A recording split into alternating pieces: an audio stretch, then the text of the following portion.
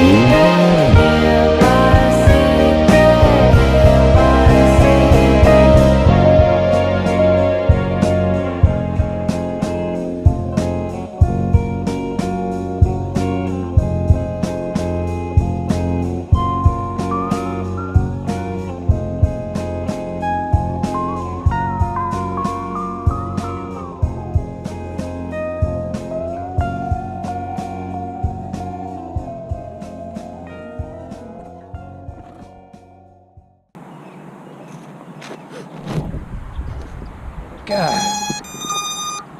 Okay. So that hit hard enough to knock the quad out. Like literally just reset. So I just like landed after that last flight and there's like this random pigeon. I don't know. Maybe I should interview him or something.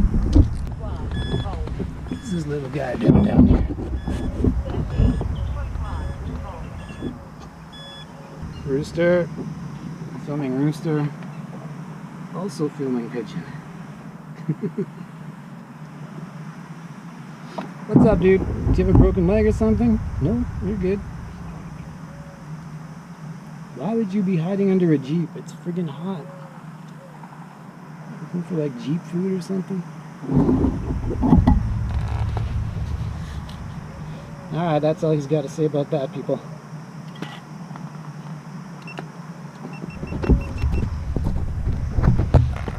Yeah. Well, since we cannot see anymore, I'm gonna call it. That's a good day flying. Peace out. Okay, this is gonna sound really stupid, but seeing that pigeon was actually, for me, like some sort of ominous positive sign. It's like the bird gods have forgiven me. What the hell am I talking about? Well, a couple of days ago, like 3 days ago, I was driving out to fly somewhere, and like I hit a bird basically. The little dude took off and he just went wha-bang on the front of my car and stuff splattered. And I hate killing birds, you know, so it was bugging me.